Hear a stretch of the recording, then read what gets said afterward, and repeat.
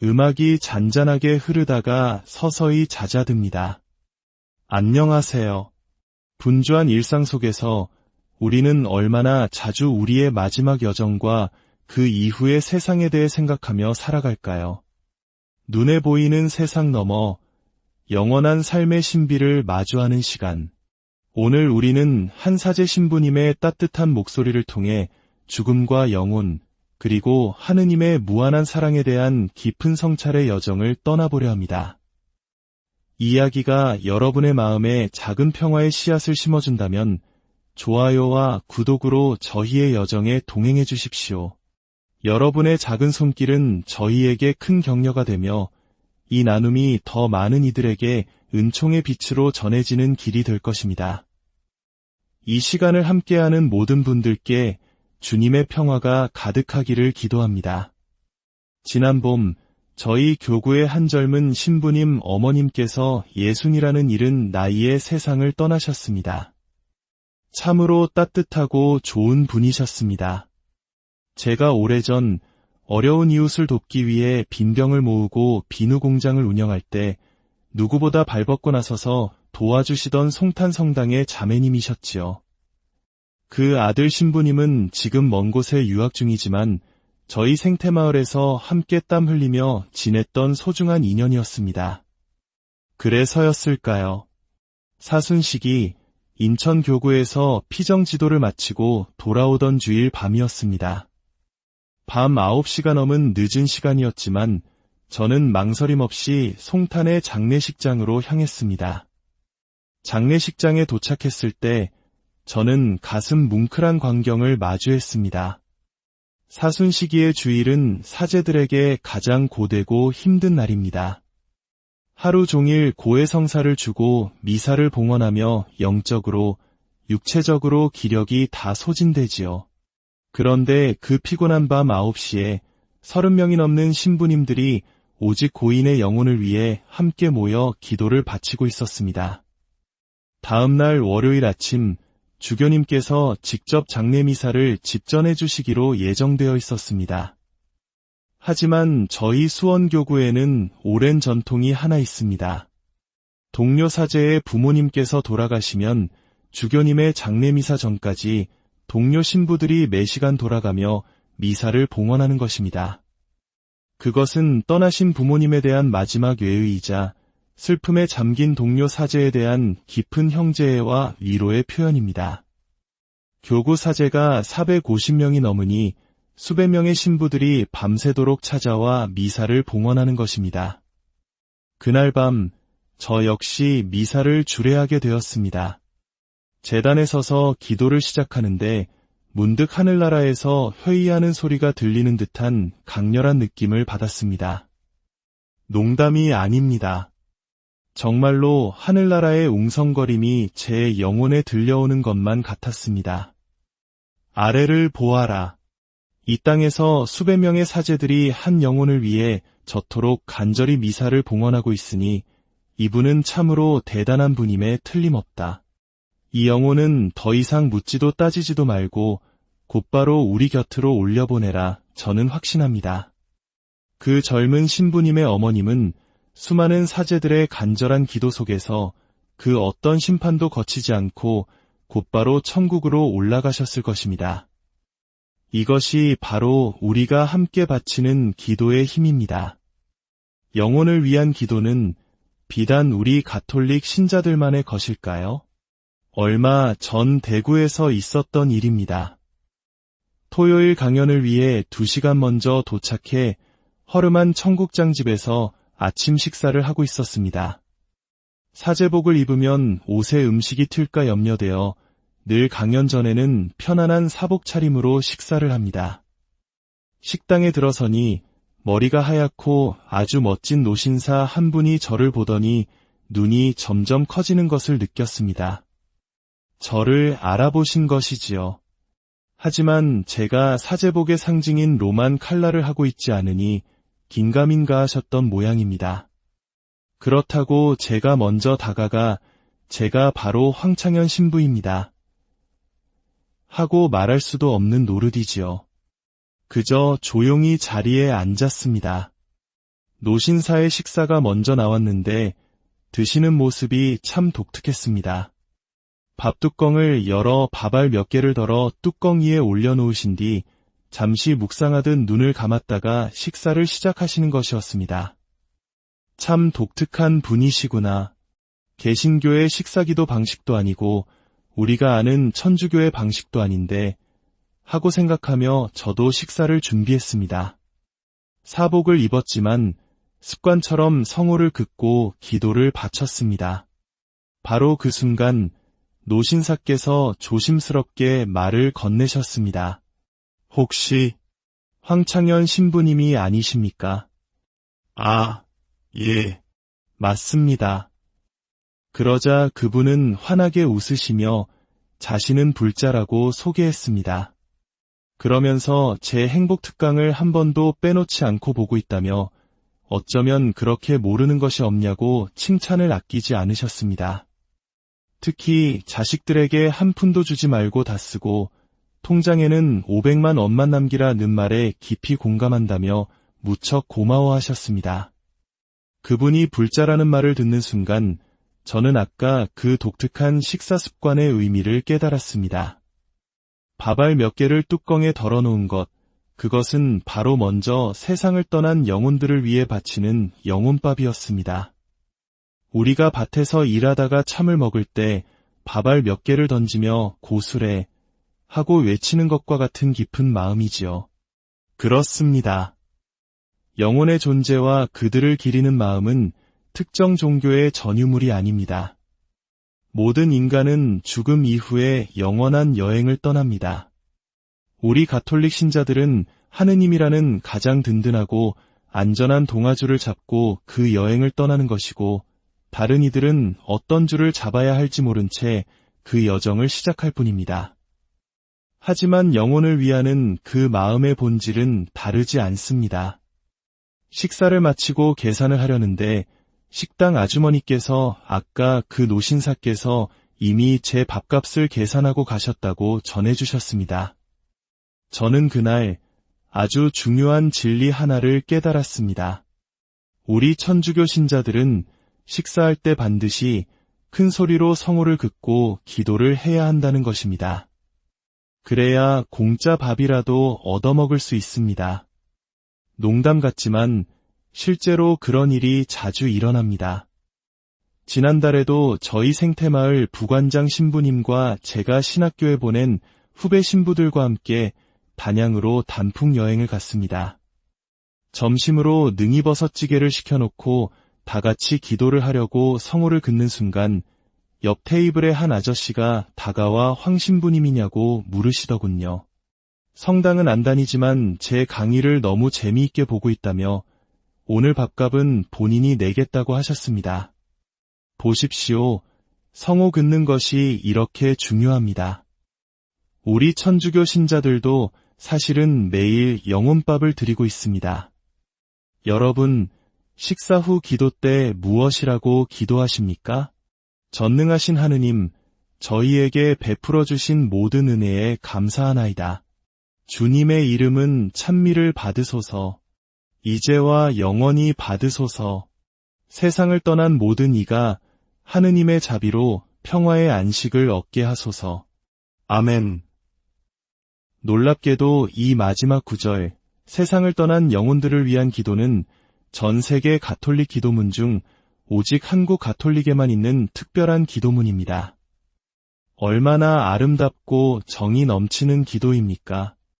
이 기도를 알기에 연옥에 있는 영혼들은 다른 나라 신자들이 밥 먹을 때는 쳐다보지도 않다가 오직 한국 신자들이 밥 먹을 시간만 되면 모두 모여들어 간절히 기다린다고 합니다. 그 영혼밥 한 술이라도 얻어먹기 위해서 말입니다. 그런데 우리 한국 신자들이 얼마나 야박한지 아십니까? 식사 전 기도는 그나마 하는데 식사 후 기도를 하는 신자는 거의 없습니다. 밥만 먹고 휙 일어나 버리니 연옥 영혼들이 얼마나 황당하겠습니까? 사랑하는 형제자매 여러분, 이제부터는 식사 후 기도를 꼭 정성껏 바쳐주시길 부탁드립니다. 우리는 항상 영혼들을 위해 기도해야 합니다. 묵주기도 끝에도 우리는 이렇게 기도합니다. 예수님, 저희 죄를 용서하시며 저희를 지옥불에서 구하시고 연옥 영혼을 돌보시며 가장 버림받은 영혼을 돌보소서. 이 기도는 1917년 파티마에서 성모님께서 직접 어린 목동들에게 가르쳐 주신 기도입니다. 연옥에서 고통받는 불쌍한 영혼들이 너무나 많으니 그들을 위해 기도해달라는 성모님의 간절한 부탁이었습니다. 저는 요즘 이 죽음에 대한 강의를 준비하며 길에서 장례차를 마주치면 종교를 가리지 않고 성호를 긋습니다. 가톨릭 신자든 개신교 신자든 불교 신자든 상관하지 않습니다. 그저 하느님께 주님, 저 영혼을 불쌍히 여기시고 구원해 주소서 하고 기도합니다. 저는 우리 교회에 나와야만 구원받는다고 말하는 이들을 도저히 이해할 수 없습니다. 특히 그 구원받는 숫자가 2000년 인류 역사상 오직 14만 4천 명에 불과하다고 주장하는 이들을 보면 안타깝기 그지없습니다. 여러분, 상식적으로 생각해 보십시오. 온 세상을 창조하신 하느님께서 그 수많은 인류 가운데 고작 14만 4천 명만 구원하시려고 당신의 외아들을 그토록 고통스럽게 십자가에 매달아 죽게 하셨겠습니까? 하느님은 그렇게 째째한 분이 아니십니다. 하느님은 모든 이가 구원받기를 원하십니다. 아멘. 만약 정말 14만 4천 명만 구원하실 계획이었다면 예수님께서는 십자가에 못 박히시기 전에 아마 베드로에게 이렇게 말씀하셨을 겁니다. 베드로야, 14만 4천 명 정도는 내가 대신 죽어도 되겠다. 예수님께서는 모든 영혼을 구원하시기 위해 십자가를 지신 것이고 그로 인해 하늘나라는 모두에게 활짝 열려 있습니다. 아멘. 불교에도 이와 비슷한 위대한 가르침이 있습니다. 불교의 4대 보살님 중 한 분인 지장보살님은 지옥에 단 한 명의 중생이라도 남아있다면 나는 결코 성불하지 않겠다고 서원하셨습니다. 지옥의 마지막 한 영혼까지 구원하시려는 그 마음, 저는 그 마음이 바로 우리 하느님의 마음과 똑같다고 믿습니다. 그러니 여러분, 우리 자신뿐만 아니라 모든 사람이 구원받을 수 있도록 항상 기도해야 합니다. 여러분은 스스로 구원받을 것 같으십니까? 네, 구원받습니다. 적어도 이 시간 하느님의 말씀을 듣기 위해 이 자리에 나와 앉아 계신 여러분은 반드시 구원받으실 것입니다. 내가 천국에 간다는 확신만 있다면 이 세상의 삶이 얼마나 행복하겠습니까? 죽음을 앞둔 어느 날 하느님께서 귓가에 속삭여 주신다고 상상해 보십시오. 아무개야, 축하한다. 너는 천국행이 확정되었다. 얼마나 기쁘고 행복하겠습니까? 이런 일이 실제로 아시시의 성 프란치스코에게 일어났습니다. 40대 초반에 일찍 선종하신 프란치스코 성인에게 하느님께서 나타나 말씀하셨습니다. 너는 연옥의 벌을 거치지 않고 바로 천국으로 오게 될 것이다. 이 말씀을 들은 성인은 너무나 행복해서 일주일 동안 아무것도 먹지 않고 기쁨의 기도만 드렸다고 합니다. 우리에게 주어진 마지막 인사발령이 너는 천국이다 라는 말씀이라면 얼마나 좋겠습니까? 그러나 만약 너는 지옥이다 라는 말을 듣는다면 그 절망감은 이루 말할 수 없을 것입니다. 하지만 두려워하지 마십시오. 예수님께서는 우리에게 지옥에 대해 말씀하신 것보다 비교할 수 없을 만큼 많이 천국에 대해 말씀하셨습니다. 마테오 복음에서 천국은 37번 언급되지만 지옥은 13번밖에 나오지 않습니다. 다른 복음서에는 지옥에 대한 언급이 거의 없습니다. 성경 전체는 하늘나라에 대한 기쁜 소식으로 가득 차 있습니다. 하느님께서 우리에게 정말로 주고 싶으신 것은 바로 하늘나라이기 때문입니다. 요한복음 3장은 이렇게 증언합니다. 하느님께서는 세상을 너무나 사랑하신 나머지 외아들을 내주셨다. 이는 그를 믿는 사람은 누구든지 멸망하지 않고 영원한 생명을 얻게 하려는 것이다. 하느님께서 아들을 세상에 보내신 것은 세상을 심판하시려는 것이 아니라 세상이 아들을 통하여 구원을 받게 하려는 것이다. 아멘. 참 쉽지 않습니까? 믿기만 하면 되는데 우리는 왜 그토록 의심하며 살아갈까요? 저는 본당 신부 시절 저를 믿어준 총회장님들 덕분에 늘 든든했습니다. 제가 한 말은 딱 한마디였습니다. 저는 총회장님을 믿습니다. 그 믿음 하나에 총회장님들은 엄청난 책임감을 느끼고 성당 일을 당신 일처럼 돌보셨습니다. 하물며 우리가 온 우주를 창조하신 야의 하느님께 수많은 신들 중에 저는 오직 당신만을 저의 주님으로 믿습니다. 라고 고백한다면 하느님께서 우리에게 책임감을 느끼지 않으시겠습니까? 저 작은 영혼 하나 나를 믿는다고 고백하는데 천국으로 데려오지 못하시겠습니까? 그러니 믿으려면 확실하게 믿어야 합니다. 아멘.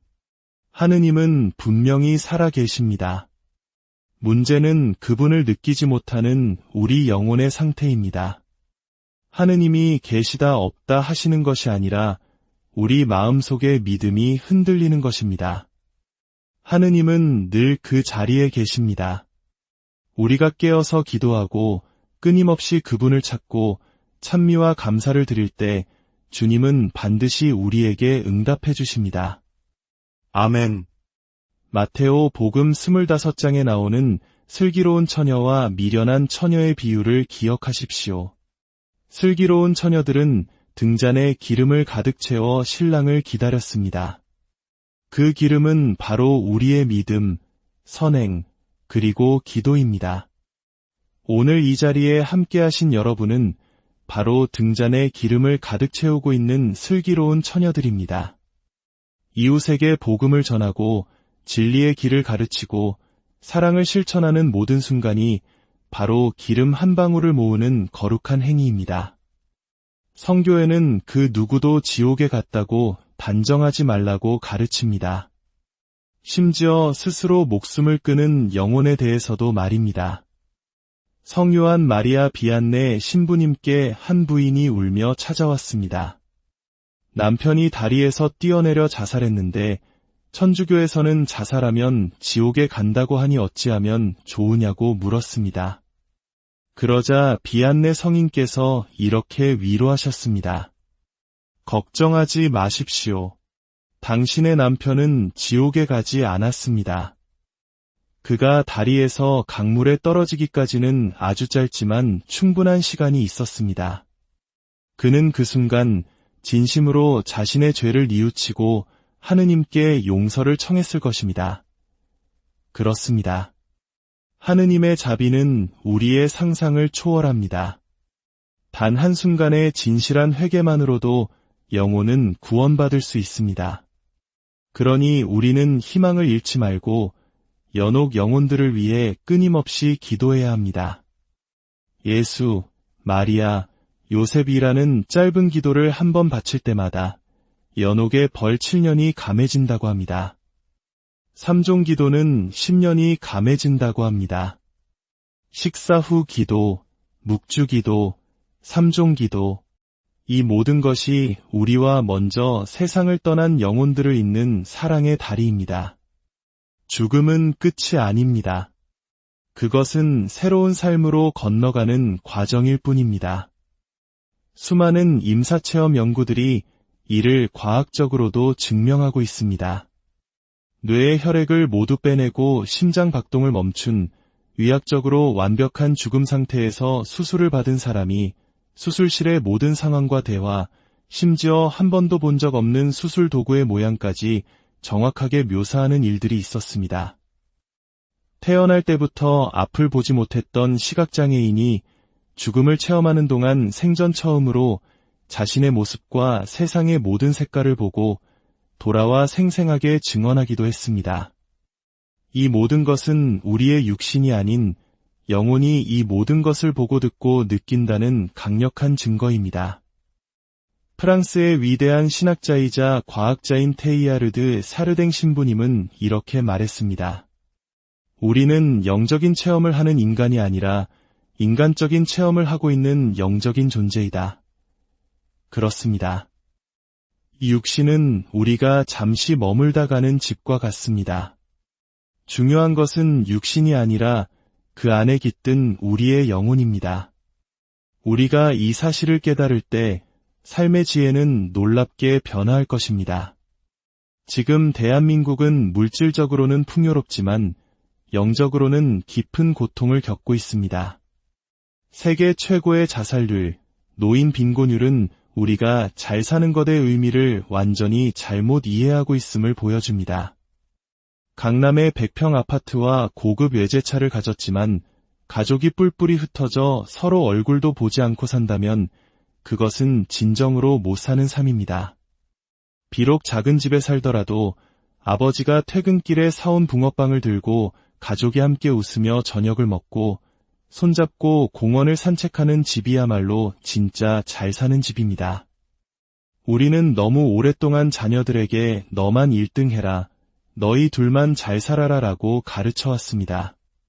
그 결과 우리는 나누는 법을 잃어버렸고 경쟁과 이기심 속에서 모두가 불행해졌습니다. 이제는 바꿔야 합니다. 더불어 함께 잘 살자고 가르쳐야 합니다. 자식의 인생은 자식의 것이고 내 인생은 나의 것입니다. 평생을 자식과 가족을 위해 희생하며 살아오셨다면 이제는 온전히 자기 자신을 위해 시간을 사용하십시오. 그 누구도 아닌 바로 당신 자신이 행복의 주인이 되어야 합니다. 지난 10월 저는 10년 넘게 변함없이 저를 찾아와준 옛 본당의 신자들과 함께 발칸반도로 성지순례를 다녀왔습니다. 오스트리아의 마리아첼이라는 850년 된 성지에서 미사를 봉헌하던 순간을 잊을 수 없습니다. 원래는 작은 경당을 예약했지만 착오가 생겨 미사 드릴 곳을 잃게 되었습니다. 하지만 간절한 마음으로 기도하자 본당 신부님의 특별한 배려로 저희 같은 작은 동양인 순례단이 대성전에서 미사를 봉헌하는 기적 같은 은총을 받게 되었습니다. 아름다운 대성전에 울려 퍼지는 성가와 기도 속에서 저는 함께한 30명의 신자들을 바라보았습니다. 평생을 성실하게 신앙생활을 하고 이웃을 사랑하며 착하게 살아온 그들이었습니다. 그들이야말로 이런 은총을 누릴 자격이 충분한 사람들이었습니다. 여러분이 평생 부부가 함께 버는 돈이 평균 23억 원이라고 합니다. 그 긴 세월 땀 흘려 일하고도 나 자신을 위해, 내 영혼을 위해 단 한 번의 아름다운 성지순례를 떠나지 못할 이유가 무엇입니까? 왜 나의 행복을 남편이나 자식에게 미루십니까? 행복의 주인공은 바로 나 자신입니다. 내가 나를 행복하게 해줄 때 우리는 비로소 진정한 평화를 얻을 수 있습니다. 우리는 자녀가 판검사가 되고 대통령이 되어야 행복할 것이라고 착각합니다. 하지만 그들이 짊어져야 할 삶의 무게와 고뇌를 생각해 보십시오. 평생 흉악범들을 마주하고 끊임없는 정치적 줄서기 속에서 양심의 가책을 느끼며 살아야 하는 삶이 과연 행복할까요? 그렇지 않습니다. 세상에서 가장 행복한 사람은 자신이 진정으로 하고 싶은 일을 하며 사는 사람입니다. 자신이 가야 할 길을 스스로 선택하고 그 길 위에서 기쁨을 찾는 삶, 그것이 바로 하느님께서 우리 각자에게 주신 고유한 사명을 살아내는 것입니다. 키가 작다는 치명적인 약점에도 불구하고 브로드웨이 뮤지컬의 주연이 되어 수많은 사람들에게 감동을 준 한 청년처럼 우리 각자에게는 하느님께서 주신 특별한 길이 있습니다. 남과 비교하지 마십시오. 세상의 기준에 흔들리지 마십시오. 여러분은 이미 충분히 소중하고 충분히 행복할 자격이 있습니다.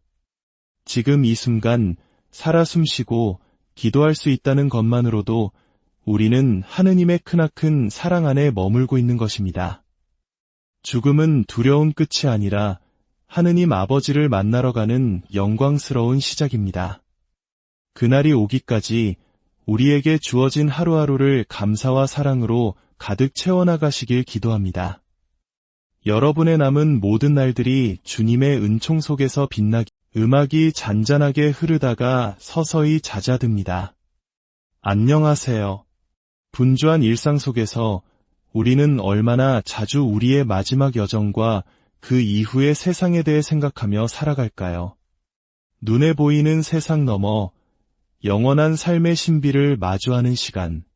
오늘 우리는 한사제 신부님의 따뜻한 목소리를 통해 죽음과 영혼, 그리고 하느님의 무한한 사랑에 대한 깊은 성찰의 여정을 떠나보려 합니다.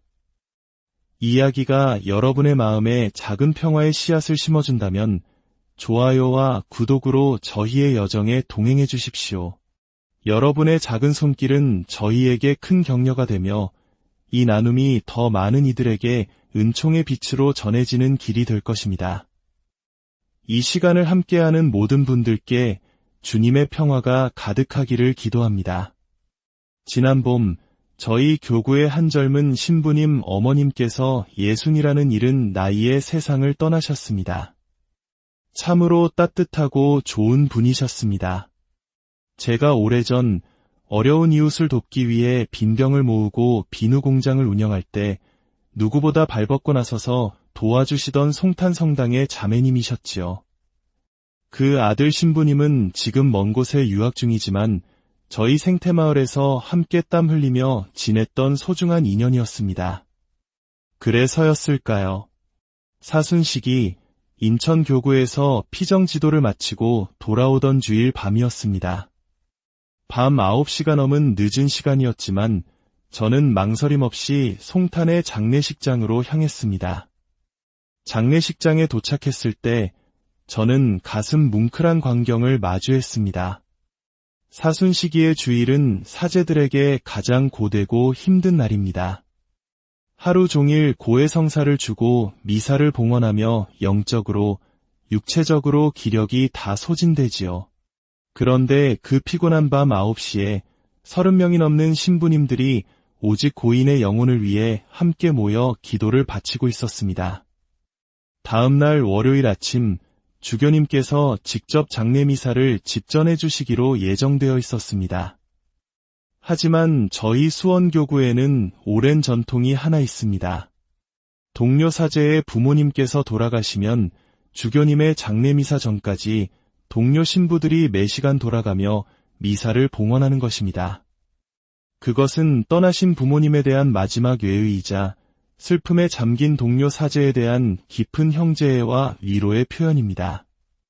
교구 사제가 450명이 넘으니 수백 명의 신부들이 밤새도록 찾아와 미사를 봉헌하는 것입니다.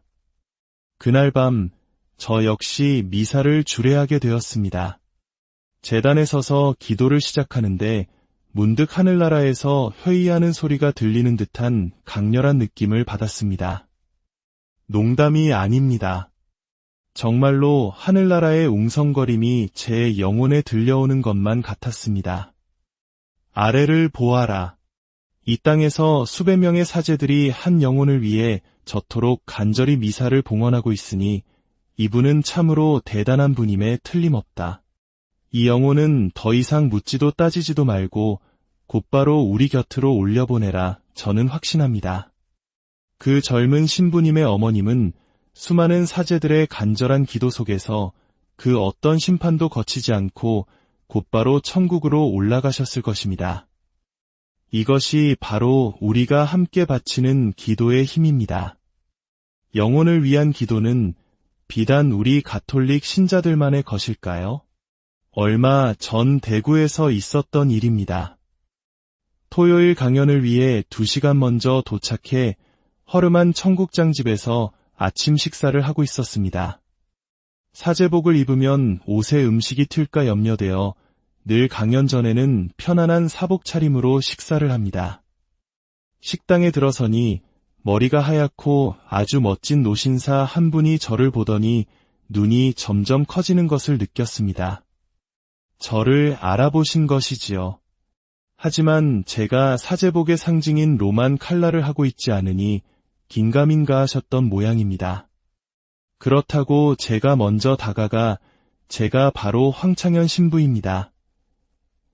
하고 말할 수도 없는 노릇이지요. 그저 조용히 자리에 앉았습니다. 노신사의 식사가 먼저 나왔는데 드시는 모습이 참 독특했습니다. 밥뚜껑을 열어 밥알 몇 개를 덜어 뚜껑 위에 올려놓으신 뒤 잠시 묵상하듯 눈을 감았다가 식사를 시작하시는 것이었습니다. 참 독특한 분이시구나. 개신교의 식사기도 방식도 아니고 우리가 아는 천주교의 방식도 아닌데 하고 생각하며 저도 식사를 준비했습니다. 사복을 입었지만 습관처럼 성호를 긋고 기도를 바쳤습니다. 바로 그 순간 노신사께서 조심스럽게 말을 건네셨습니다. 혹시 황창현 신부님이 아니십니까? 아, 예. 맞습니다. 그러자 그분은 환하게 웃으시며 자신은 불자라고 소개했습니다. 그러면서 제 행복 특강을 한 번도 빼놓지 않고 보고 있다며 어쩌면 그렇게 모르는 것이 없냐고 칭찬을 아끼지 않으셨습니다. 특히 자식들에게 한 푼도 주지 말고 다 쓰고 통장에는 500만 원만 남기라는 말에 깊이 공감한다며 무척 고마워하셨습니다. 그분이 불자라는 말을 듣는 순간 저는 아까 그 독특한 식사 습관의 의미를 깨달았습니다. 밥알 몇 개를 뚜껑에 덜어놓은 것, 그것은 바로 먼저 세상을 떠난 영혼들을 위해 바치는 영혼밥이었습니다. 우리가 밭에서 일하다가 참을 먹을 때 밥알 몇 개를 던지며 고수래 하고 외치는 것과 같은 깊은 마음이지요. 그렇습니다. 영혼의 존재와 그들을 기리는 마음은 특정 종교의 전유물이 아닙니다. 모든 인간은 죽음 이후에 영원한 여행을 떠납니다.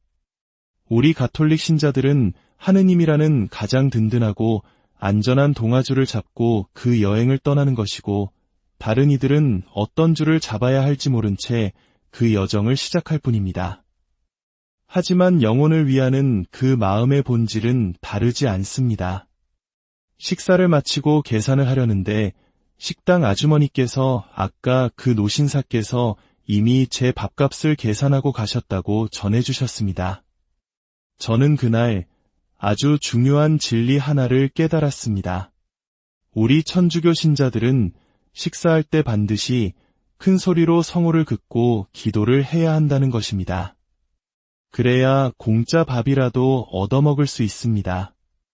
농담 같지만 실제로 그런 일이 자주 일어납니다. 지난달에도 저희 생태마을 부관장 신부님과 제가 신학교에 보낸 후배 신부들과 함께 단양으로 단풍 여행을 갔습니다. 점심으로 능이버섯찌개를 시켜놓고 다 같이 기도를 하려고 성호를 긋는 순간 옆 테이블의 한 아저씨가 다가와 황 신부님이냐고 물으시더군요. 성당은 안 다니지만 제 강의를 너무 재미있게 보고 있다며 오늘 밥값은 본인이 내겠다고 하셨습니다. 보십시오. 성호 긋는 것이 이렇게 중요합니다. 우리 천주교 신자들도 사실은 매일 영혼밥을 드리고 있습니다. 여러분, 식사 후 기도 때 무엇이라고 기도하십니까? 전능하신 하느님, 저희에게 베풀어 주신 모든 은혜에 감사하나이다. 주님의 이름은 찬미를 받으소서. 이제와 영원히 받으소서. 세상을 떠난 모든 이가 하느님의 자비로 평화의 안식을 얻게 하소서. 아멘. 놀랍게도 이 마지막 구절, 세상을 떠난 영혼들을 위한 기도는 전 세계 가톨릭 기도문 중 오직 한국 가톨릭에만 있는 특별한 기도문입니다. 얼마나 아름답고 정이 넘치는 기도입니까? 이 기도를 알기에 연옥에 있는 영혼들은 다른 나라 신자들이 밥 먹을 때는 쳐다보지도 않다가 오직 한국 신자들이 밥 먹을 시간만 되면 모두 모여들어 간절히 기다린다고 합니다. 그 영혼밥 한 술이라도 얻어먹기 위해서 말입니다. 그런데 우리 한국 신자들이 얼마나 야박한지 아십니까? 식사 전 기도는 그나마 하는데 식사 후 기도를 하는 신자는 거의 없습니다. 밥만 먹고 휙 일어나 버리니 연옥 영혼들이 얼마나 황당하겠습니까? 사랑하는 형제자매 여러분, 이제부터는 식사 후 기도를 꼭 정성껏 바쳐주시길 부탁드립니다. 우리는 항상 영혼들을 위해 기도해야 합니다. 묵주기도 끝에도 우리는 이렇게 기도합니다. 예수님, 저희 죄를 용서하시며 저희를 지옥불에서 구하시고 연옥 영혼을 돌보시며 가장 버림받은 영혼을 돌보소서. 이 기도는 1917년 파티마에서 성모님께서 직접 어린 목동들에게 가르쳐 주신 기도입니다. 연옥에서 고통받는 불쌍한 영혼들이 너무나 많으니 그들을 위해 기도해달라는 성모님의 간절한 부탁이었습니다. 저는 요즘 이 죽음에 대한 강의를 준비하며 길에서 장례차를 마주치면 종교를 가리지 않고 성호를 긋습니다. 가톨릭 신자든 개신교 신자든 불교 신자든 상관하지 않습니다. 그저 하느님께 주님, 저 영혼을 불쌍히 여기시고 구원해 주소서 하고 기도합니다. 저는 우리 교회에 나와야만 구원받는다고 말하는 이들을 도저히 이해할 수 없습니다. 특히 그 구원받는 숫자가 2000년 인류 역사상 오직 14만 4천 명에 불과하다고 주장하는 이들을 보면 안타깝기 그지없습니다. 여러분, 상식적으로 생각해 보십시오. 온 세상을 창조하신 하느님께서 그 수많은 인류 가운데 고작 14만 4천 명만 구원하시려고 당신의 외아들을 그토록 고통스럽게 십자가에 매달아 죽게 하셨겠습니까? 하느님은 그렇게 째째한 분이 아니십니다. 하느님은 모든 이가 구원받기를 원하십니다. 아멘. 만약 정말 14만 4천 명만 구원하실 계획이었다면 예수님께서는 십자가에 못 박히시기 전에 아마 베드로에게 이렇게 말씀하셨을 겁니다. 베드로야, 14만 4천 명 정도는 내가 대신 죽어도 되겠다. 예수님께서는 모든 영혼을 구원하시기 위해 십자가를 지신 것이고 그로 인해 하늘나라는 모두에게 활짝 열려 있습니다. 아멘. 불교에도 이와 비슷한 위대한 가르침이 있습니다. 불교의 4대 보살님 중 한 분인 지장보살님은 지옥에 단 한 명의 중생이라도 남아있다면 나는 결코 성불하지 않겠다고 서원하셨습니다. 지옥의 마지막 한 영혼까지 구원하시려는 그 마음, 저는 그 마음이 바로 우리 하느님의 마음과 똑같다고 믿습니다. 그러니 여러분, 우리 자신뿐만 아니라 모든 사람이 구원받을 수 있도록 항상 기도해야 합니다. 여러분은 스스로 구원받을 것 같으십니까? 네, 구원받습니다. 적어도 이 시간 하느님의 말씀을 듣기 위해 이 자리에 나와 앉아 계신 여러분은 반드시 구원받으실 것입니다. 내가 천국에 간다는 확신만 있다면 이 세상의 삶이 얼마나 행복하겠습니까? 죽음을 앞둔 어느 날 하느님께서 귓가에 속삭여 주신다고 상상해 보십시오. 아무개야, 축하한다. 너는 천국행이 확정되었다. 얼마나 기쁘고 행복하겠습니까? 이런 일이 실제로 아시시의 성 프란치스코에게 일어났습니다. 40대 초반에 일찍 선종하신 프란치스코 성인에게 하느님께서 나타나 말씀하셨습니다. 너는 연옥의 벌을 거치지 않고 바로 천국으로 오게 될 것이다. 이 말씀을 들은 성인은 너무나 행복해서 일주일 동안 아무것도 먹지 않고 기쁨의 기도만 드렸다고 합니다. 우리에게 주어진 마지막 인사발령이 너는 천국이다 라는 말씀이라면 얼마나 좋겠습니까? 그러나 만약 너는 지옥이다 라는 말을 듣는다면 그 절망감은 이루 말할 수 없을 것입니다. 하지만 두려워하지 마십시오. 예수님께서는 우리에게 지옥에 대해 말씀하신 것보다 비교할 수 없을 만큼 많이 천국에 대해 말씀하셨습니다. 마테오 복음에서 천국은 37번 언급되지만 지옥은 13번밖에 나오지 않습니다. 다른 복음서에는 지옥에 대한 언급이 거의 없습니다. 성경 전체는 하늘나라에 대한 기쁜 소식으로 가득 차 있습니다. 하느님께서 우리에게 정말로 주고 싶으신 것은 바로 하늘나라이기 때문입니다. 요한복음 3장은 이렇게 증언합니다. 하느님께서는 세상을 너무나 사랑하신 나머지 외아들을 내주셨다. 이는 그를 믿는 사람은 누구든지 멸망하지 않고 영원한 생명을 얻게 하려는 것이다. 하느님께서 아들을 세상에 보내신 것은 세상을 심판하시려는 것이 아니라 세상이 아들을 통하여 구원을 받게 하려는 것이다. 아멘. 참 쉽지 않습니까? 믿기만 하면 되는데 우리는 왜 그토록 의심하며 살아갈까요? 저는 본당 신부 시절 저를 믿어준 총회장님들 덕분에 늘 든든했습니다. 제가 한 말은 딱 한마디였습니다. 저는 총회장님을 믿습니다. 그 믿음 하나에 총회장님들은 엄청난 책임감을 느끼고 성당 일을 당신 일처럼 돌보셨습니다. 하물며 우리가 온 우주를 창조하신 야훼 하느님께 수많은 신들 중에 저는 오직 당신만을 저의 주님으로 믿습니다. 라고 고백한다면 하느님께서 우리에게 책임감을 느끼지 않으시겠습니까? 저 작은 영혼 하나 나를 믿는다고 고백하는데 천국으로 데려오지 못하시겠습니까? 그러니 믿으려면 확실하게 믿어야 합니다. 아멘. 하느님은 분명히 살아 계십니다. 문제는 그분을 느끼지 못하는 우리 영혼의 상태입니다. 하느님이 계시다 없다 하시는 것이 아니라 우리 마음속의 믿음이 흔들리는 것입니다. 하느님은 늘 그 자리에 계십니다.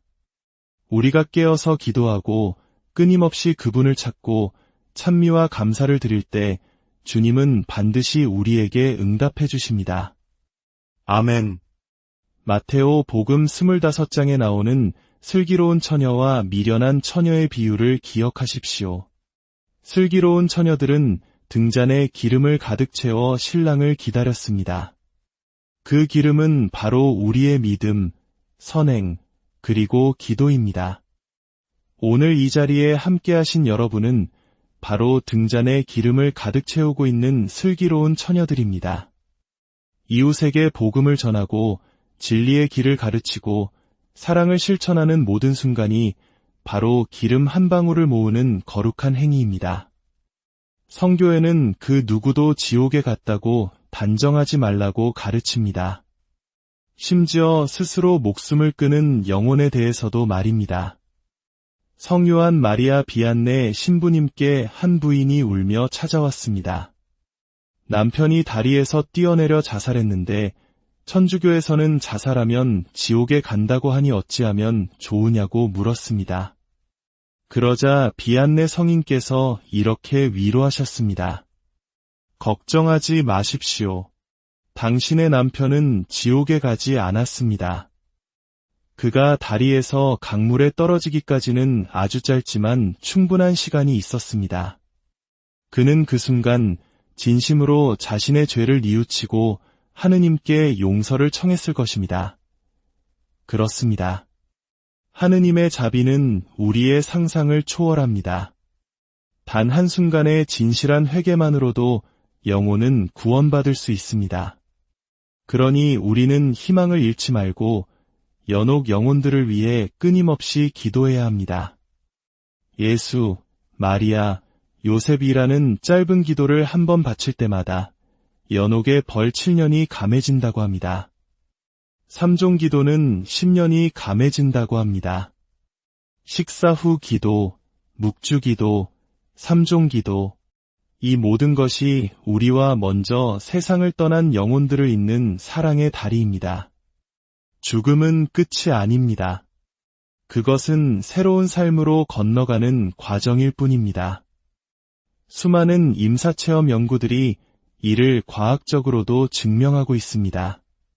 뇌의 혈액을 모두 빼내고 심장 박동을 멈춘 의학적으로 완벽한 죽음 상태에서 수술을 받은 사람이 수술실의 모든 상황과 대화, 심지어 한 번도 본 적 없는 수술 도구의 모양까지 정확하게 묘사하는 일들이 있었습니다.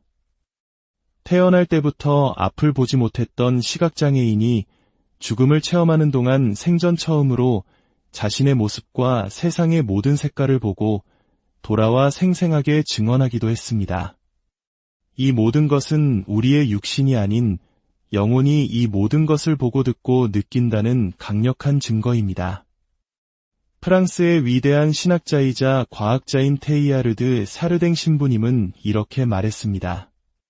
우리는 영적인 체험을 하는 인간이 아니라 인간적인 체험을 하고 있는 영적인 존재이다.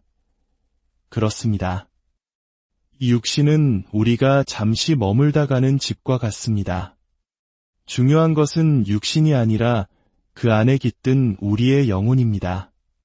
우리가 이 사실을 깨달을 때 삶의 지혜는 놀랍게 변화할 것입니다. 지금 대한민국은 물질적으로는 풍요롭지만 영적으로는 깊은 고통을 겪고 있습니다. 세계 최고의 자살률, 노인 빈곤율은 우리가 잘 사는 것의 의미를 완전히 잘못 이해하고 있음을 보여줍니다.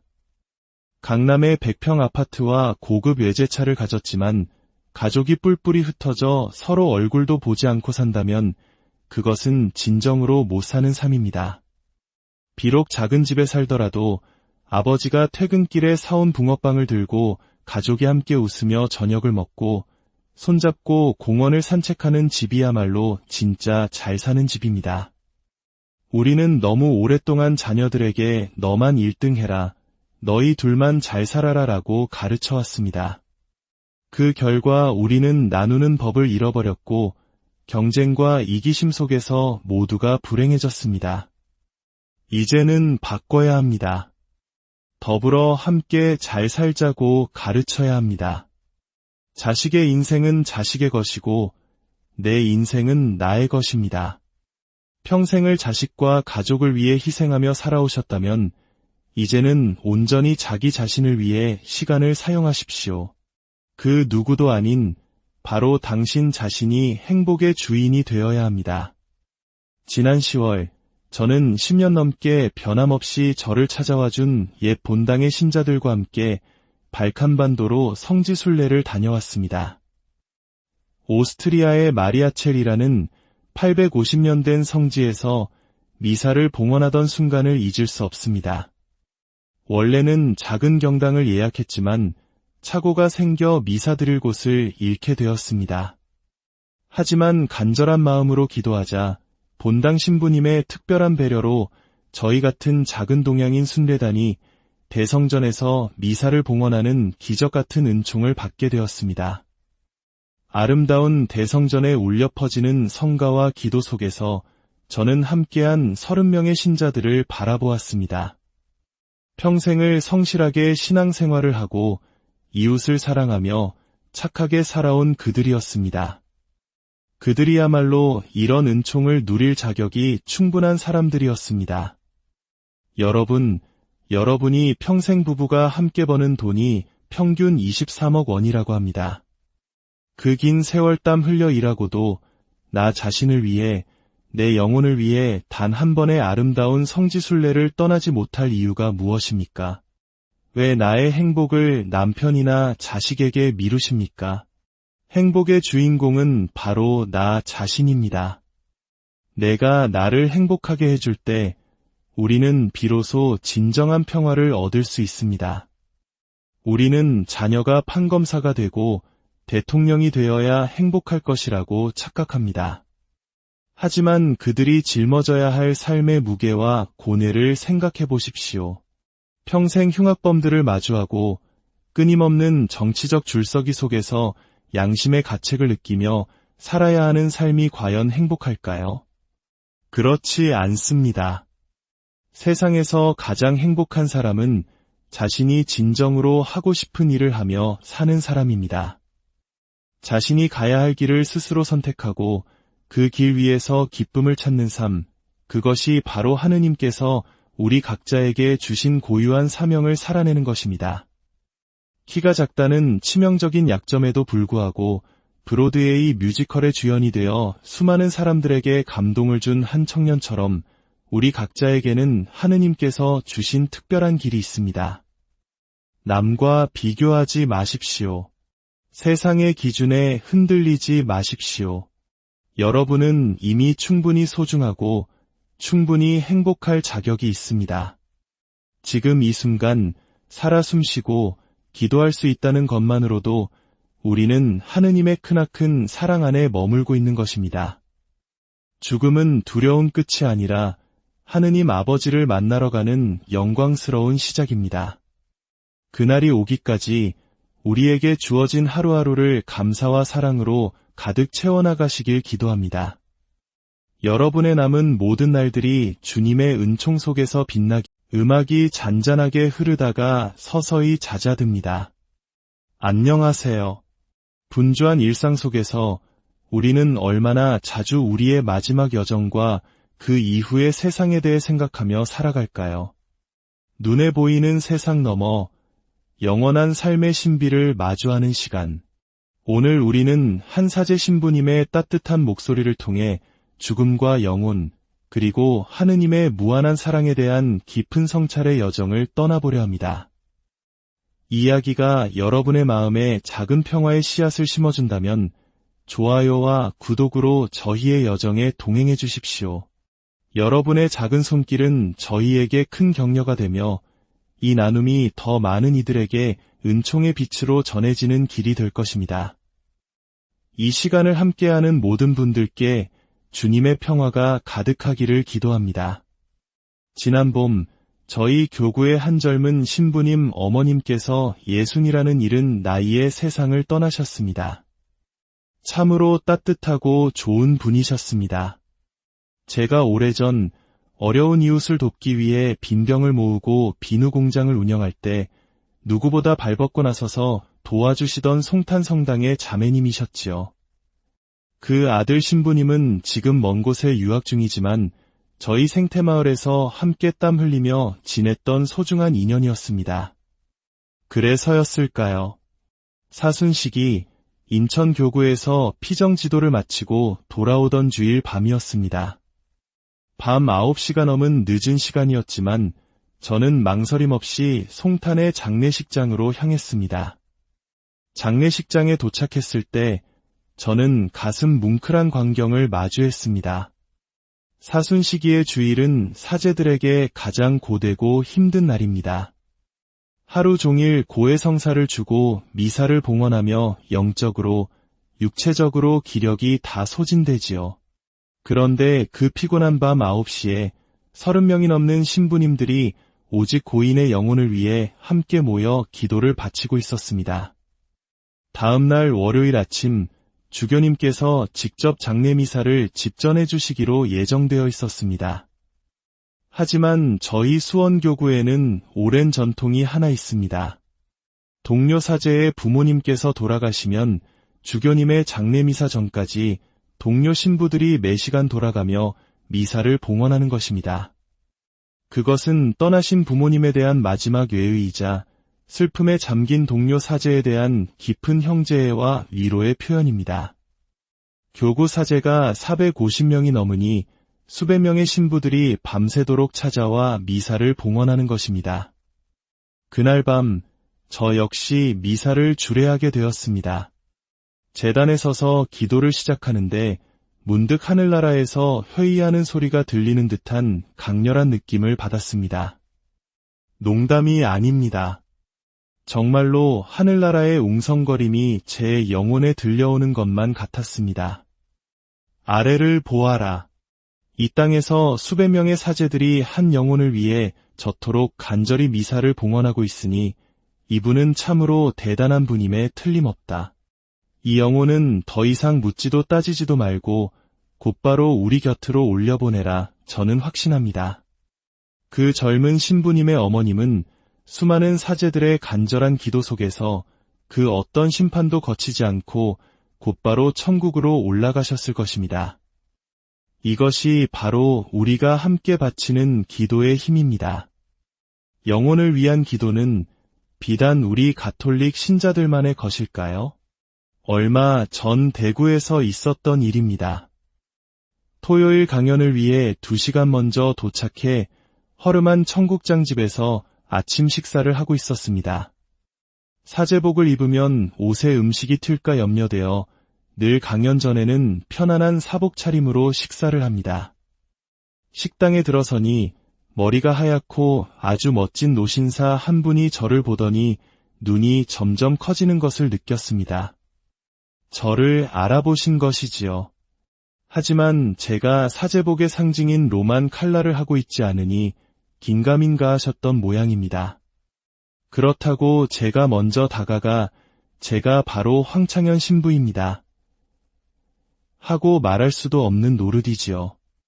그저 조용히 자리에 앉았습니다. 노신사의 식사가 먼저 나왔는데 드시는 모습이 참 독특했습니다. 밥뚜껑을 열어 밥알 몇 개를 덜어 뚜껑 위에 올려놓으신 뒤 잠시 묵상하듯 눈을 감았다가 식사를 시작하시는 것이었습니다. 참 독특한 분이시구나. 개신교의 식사기도 방식도 아니고 우리가 아는 천주교의 방식도 아닌데 하고 생각하며 저도 식사를 준비했습니다. 사복을 입었지만 습관처럼 성호를 긋고 기도를 바쳤습니다. 바로 그 순간 노신사께서 조심스럽게 말을 건네셨습니다. 혹시 황창현 신부님이 아니십니까? 아, 예, 맞습니다. 그러자 그분은 환하게 웃으시며 자신은 불자라고 소개했습니다.